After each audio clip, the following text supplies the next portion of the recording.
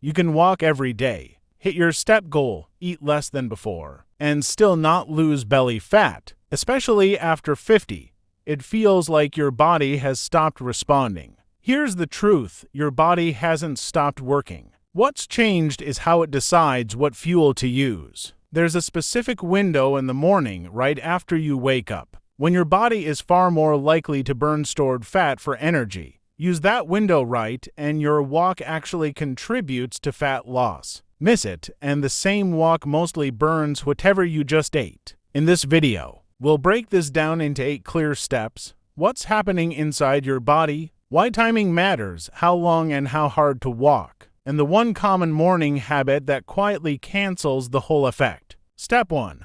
Why belly fat gets stubborn after 50. After 50, a few gradual changes directly affect how fat is stored and lost. The biggest one is muscle loss, known as sarcopenia. Research shows adults can lose 3 to 8% of muscle mass per decade after age 30, and this speeds up after 50. Muscle is metabolically active tissue, meaning it burns energy even at rest. Less muscle means a lower baseline calorie burn, which makes fat easier to gain and harder to lose. At the same time, the body often becomes less sensitive to insulin as we age, especially with less activity. When that happens, the body holds on to glucose longer and stores more of it as fat, and a large share of that fat settles right around the abdomen. That's part of why weight gain after 50 tends to concentrate at the belly specifically. Cortisol, the stress hormone, plays a role too.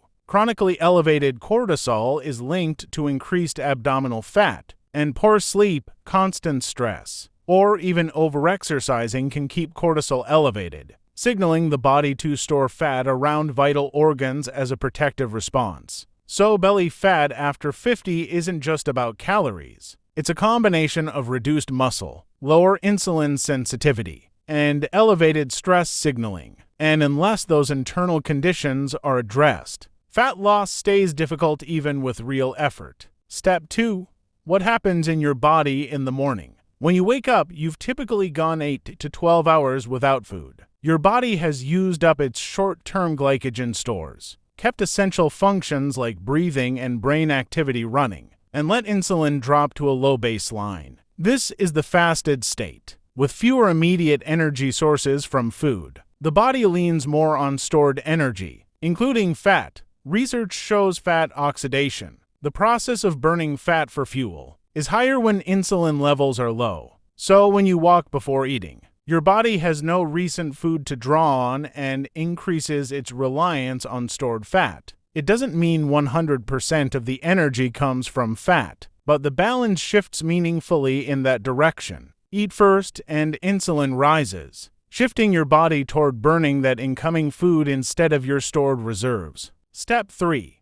What research says about fasted walking? Multiple studies, including research from sports science departments, point to similar findings. Fasted exercise can increase fat oxidation during activity and may improve metabolic flexibility over time, your body's ability to switch efficiently between fuel sources. This isn't a magic solution. It means under the right conditions, your body is simply more likely to use stored fat during the activity itself. For older adults, especially those who prefer walking over high-intensity training, this is a practical, low-impact advantage that's sustainable long-term. It's also worth mentioning who should be careful with this approach: anyone on insulin or diabetes medication, since fasted activity can affect blood sugar unpredictably, people with low blood pressure or a history of dizziness, and anyone who feels lightheaded or unwell during a fasted walk should stop,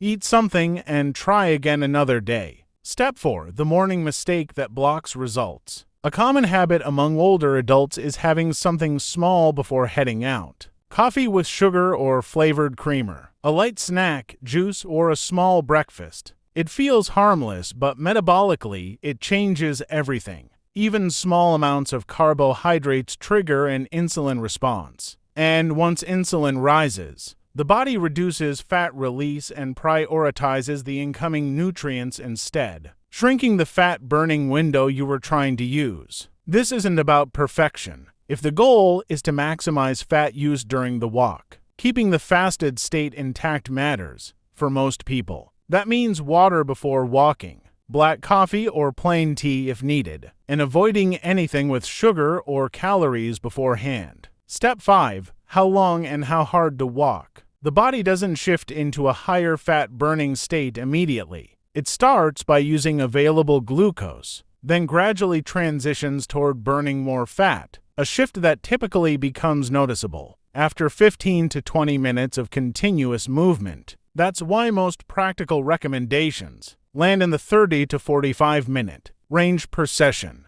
giving enough time for the metabolic transition while keeping the routine realistic to repeat. High intensity isn't always ideal here, especially fasted push too hard, and cortisol rises more sharply, pulling the body toward quick energy pathways instead of fat. Moderate intensity activity works best for sustainable fat metabolism. A simple way to gauge it, the talk test. If you can speak in short sentences, feel slightly challenged but not overwhelmed, you're in the right zone. Long-term, consistency beats intensity every time. Step 6. Hydration, caffeine, and breaking the fast properly. After a full night's sleep, the body is mildly dehydrated, and even small dehydration affects circulation, energy, and metabolic processes, so water before walking helps everything function more efficiently. Caffeine can help too, since it increases alertness and enhances the release of fatty acids into the bloodstream, which is why black coffee is a common pre-walk choice. The key is no sugar and no added calories, or the benefit shrinks. What you eat right after the walk matters just as much as the walk itself. And this is where a lot of people lose the benefit they just worked for. Aim for a meal with a solid source of protein,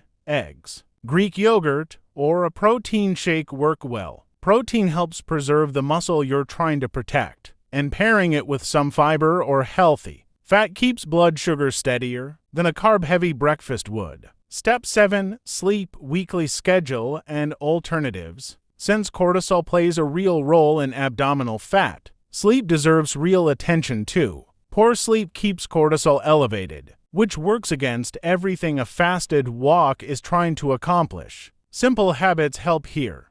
A consistent bedtime, limiting screens in the hour before sleep, and keeping the room cool and dark. This approach also doesn't need to be a daily commitment to work. Most people see solid results walking fasted 4 to 5 mornings a week, leaving room for rest or a different routine on other days. And if mornings genuinely aren't possible due to work or family commitments, the next best option is walking before your next meal, whenever that falls in your day. Waiting 3 to 4 hours after your last meal recreates a similar lower insulin state. That still leans your body toward using more stored fat. Step 8.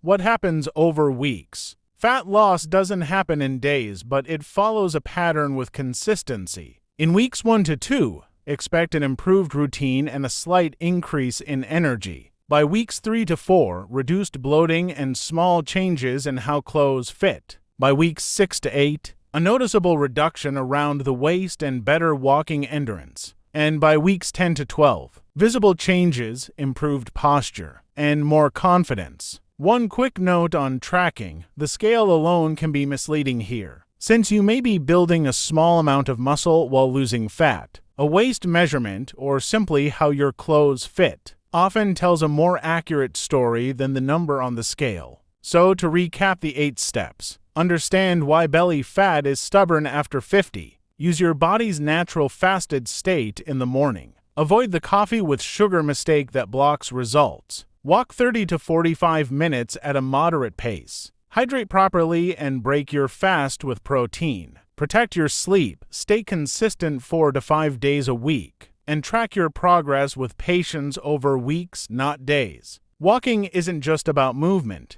It's about when and how your body uses energy. After 50, results depend less on doing more and more on doing things in the right order. Before you go, what's been your biggest challenge after 50? Losing belly fat, staying consistent, or maintaining energy? Let me know in the comments. If this helped, hit subscribe to Over50 for more simple, science-based ways to stay healthy as you age.